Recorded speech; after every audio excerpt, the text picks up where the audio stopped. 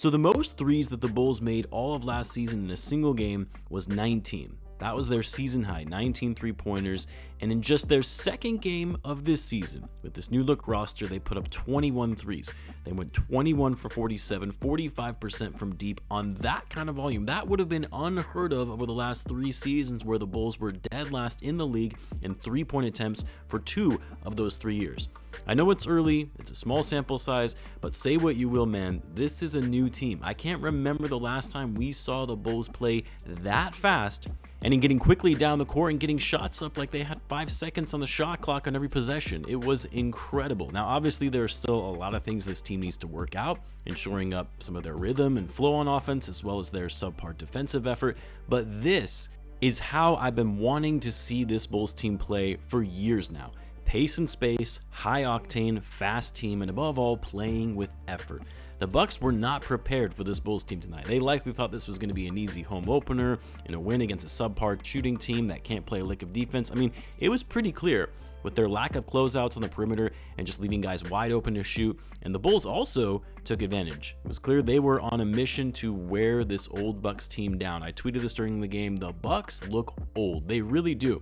And you could tell it was part of the Bulls game plan to play fast and just keeping up that intensity and wearing them down and getting them tired. And eventually the Bucks ran out of gas, and the Bulls took over in the fourth quarter and never gave up the lead throughout that period. The Bulls came up with their first win of the season. They are now 500 for the first time in a long time, and I'm here to talk about it. Before I continue on with the video though, a big shout out to our sponsor, Prize Picks. Now, I'm sure most of you know Prize Picks already, but for those that aren't familiar with them, it is the best place to get real money sports action, the most fun and exciting way to get in on the action while you get to watch your favorite sports and players. It's pretty simple. You pick more or less on at least 2 players for a shot to win up to 100 times your cash with as little as 4 correct picks. With the NBA season just around the corner, there are going to be so many opportunities to get in on the action. You think Zach LaVine is going to score more than 25 points in the season opener? Run your game all season long on Prize Picks. But not only that, if you sign up today, you'll get $50 instantly when you play $5. You don't even need to win to receive the $50 bonus. It is guaranteed. I used Prize Picks to kick off the football season. It was super easy to use. A lot of fun to track along the way during the game, and I can't wait to get started with some of the basketball picks as well. So download the app today and use the promo code BULLCENTRAL to get $50 instantly after you play your first $5 lineup. I'll leave a link to the site and the code in the description. Now, I think for the most part, us Bulls fans thought the Bulls were going to lose this game. The Bucks are clearly the better team. They're on the road.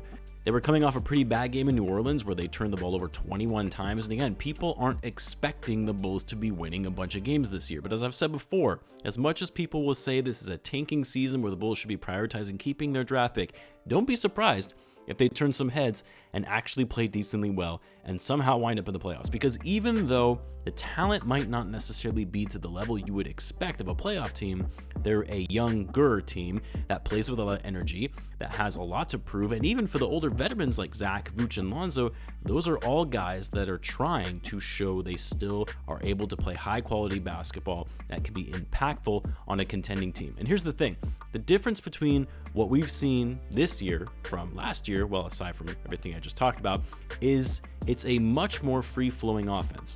Guys are moving the ball, distributing the ball. There aren't power struggles in terms of who should be getting up more shots with this team. No more your turn, my turn. The guys are playing for each other in a free flow style of offense that moves super quickly. Like, there were so many possessions tonight where the Bucks would score and the Bulls would quickly put the ball on the court and have a shot up within a few seconds. In those instances, you don't have time to be thinking about, okay, whose turn is it to get their shot up now? Ball is moving, guys are cutting, whoever's got the best shot is going to take it, plain and simple. The other thing I'll applaud is the Bulls' defensive effort tonight. It wasn't always there, and the defense overall is still pretty suspect, but the effort was there. And the Bulls actually did a really good job at making this a tough job for Giannis tonight. Like, yes, Giannis got his, still put up 38 points on 23 shots, went to the foul line 16 times, but the Bulls were making him earn it, and he got gassed toward the end of the game. Missed a lot of free throws, wasn't able to finish as well towards the end of it. Bulls made him work. And then also Damian Lillard. I mean, Dame has continued to struggle against the Bulls since being with the Bucks. He shot 3 for 12 tonight from deep, and it wasn't because he was just cold. Guys were pushing through screens, contesting his shots. They were doing what they could to stop Dame. Again, I am by no means saying the defense was good tonight. They still gave up 122 points, but the effort was there, which you guys know me. If you give me effort, that's all I care about. Show that you care when you put on a Bulls jersey.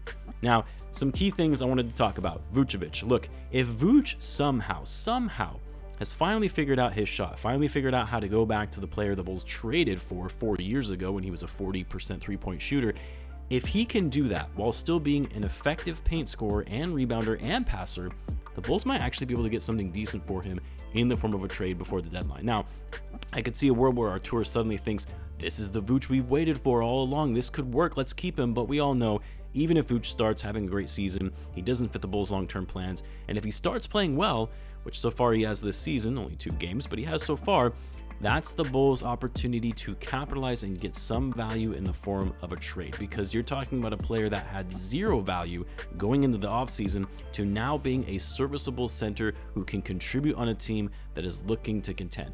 Vucevic tonight, 4 threes, 4 for 9 from deep, 22 points, 10 rebounds, 4 assists, and only 1 turnover as well.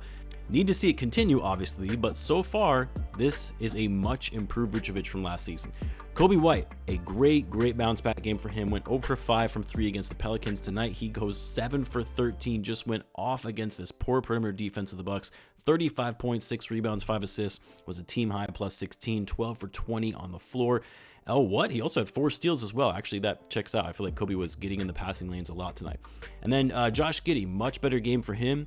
Would have expected a dagger 3 from Giddy to close this one out. He finished the game with 17 points, 6 rebounds, 9 assists, also only 1 turnover. Was great at generating offense on the floor tonight. And then Zach LaVine, an efficient 25 points for him on 15 shots, went 60% from the floor. And then Patrick Williams, listen, I was ready to go off on Pat in this post-game video because the effort and just his play in general in the first half was absolute trash. Missing easy buckets, not playing with aggression whatsoever, bouncing the ball off his foot. To be fair, he played very well on Giannis on the defensive end, but then in the second half, it was like he was a new man that came to the court. Pat had some big buckets in the fourth quarter. He was attacking the rim, crashing the boards. I'm not saying it's a game that just blew you away, 13 points, 5 rebounds, 3 steals, but it was a game where you saw Pat be more aggressive and decisive on the court. And it happened especially when the Bulls needed him most. Still needs to stop dribbling the ball off his foot. Like, come on now, you're a professional basketball player, but it was great to see Pat play with that kind of intensity in the second half. But we need to see that every game. We've been fooled by stints like this before from Patrick Williams. I'm not going to get excited until we see it every night. Dalen Terry, Julian Phillips, Jalen Smith gave the Bulls some very nice minutes, especially to start the fourth quarter to give the Bulls starters more rest. Love their effort on the court. Oh, and the Bulls only had 9 turnovers, stark contrast to the other night and better taking care of the ball. And so now the Bulls will finally get their first game at the United Center against the Oklahoma City Thunder. Alex Caruso will be back in the house. That should be a fun one. Just a heads up, by the way, I'm actually traveling to Vegas tomorrow morning for a guys trip with my cousin, so I'm not going to be able to do post-game videos for the next couple of games while I'm out. Of course, I will still be watching the Bulls, though, and probably placing some bets on them at the sports book. So no content for the next few days, but you can follow me along Twitter. I'll be posting there occasionally. Let me know what you guys thought of the game tonight, and of course, as always, be sure to subscribe, and I'll see you guys in the next one.